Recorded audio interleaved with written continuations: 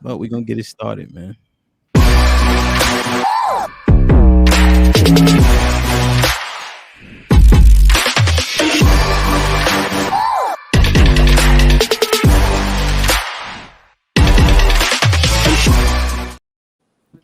About it. I think the problem is that people don't feel like they should not do it. Like twerking. People are doing it everywhere. People that have their children twerking, so it's a norm right now. So how can you shame something that is normal? It's normal for who? Yeah, it's normal for who? It's normal for the majority of people. So But that that's doesn't what I make said. it Are right. you saying? I mean, maybe we need to develop more a moral standard. Yeah, for us, I do not see many East Indian women twerking.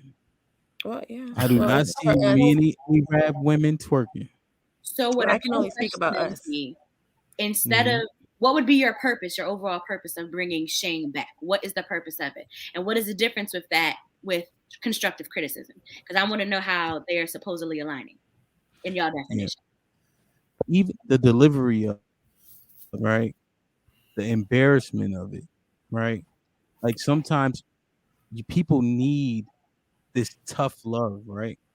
Because when things are constructive, quite often we have to be diplomatic in order for them to be constructive because of how they deliver, right? But I think if it was shameful to do certain things, right, we wouldn't be champion divorce, right? Women wouldn't be breaking up their households by initiating 80% of divorces. Men would marry the woman in which they had a child with, right? Or they would put value on that. You know what I mean? We wouldn't have fatherless children because it would be shameful to do these things.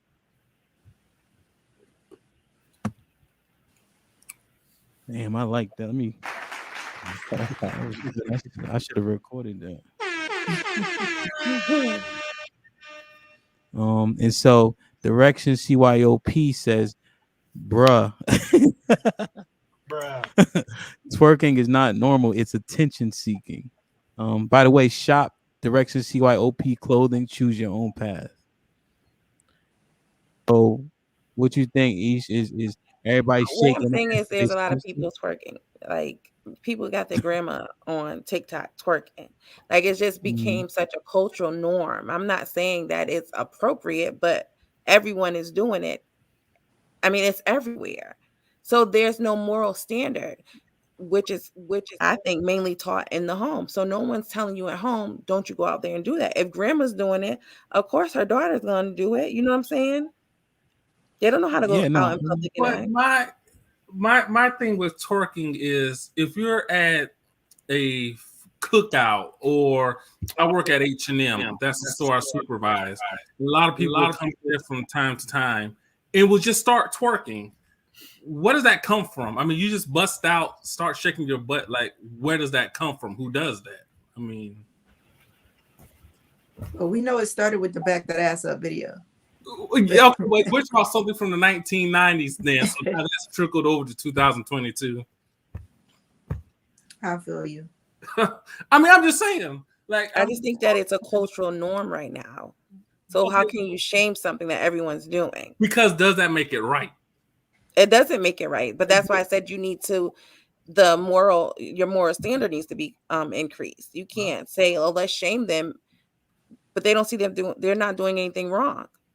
Yeah, I was just about to say that there's a time and a place for things. Right, exactly. Come right. on, There's a Fishbowl time combo. Right. Say that. There's a time and a place for twerking.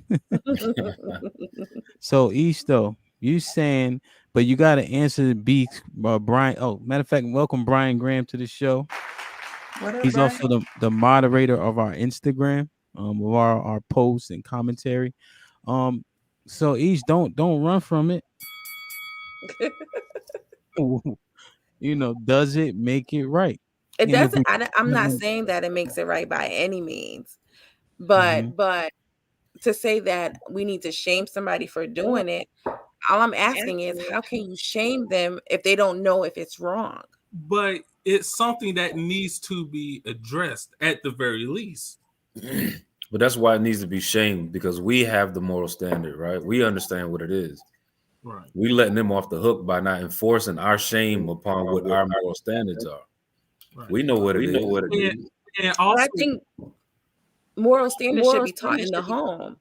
So someone at their home needs to be like, I can shame you, but that doesn't mean anything to you. It's but if your different now. mom shames you, it might mean something different. No, it's different now because if the Gen Z or whatever the next generation is, they're taking their guidance, their moral compass from social media.